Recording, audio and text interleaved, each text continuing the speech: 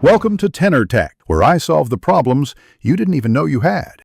You start by confirming your Google TV model and Android TV version so you know what's supported. This prevents wasted steps later.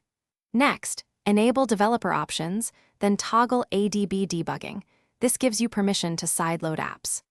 Once done, make sure the TV and your computer are on the same Wi-Fi network so ADB can find the device. Now open a terminal on your computer and prepare the ADB tool. You will use it to install the Playstore package. You now fetch the compatible APKs for Playstore, Google Play Services, and Google Services Framework matching your Android TV build. Compatibility is crucial. Then, connect via ADB to your TV using its IP and port, and install each APK with a DB install R in the correct order, Framework Services, then Playstore, because dependencies must be present first. After each install, reboot the TV to let the system register services.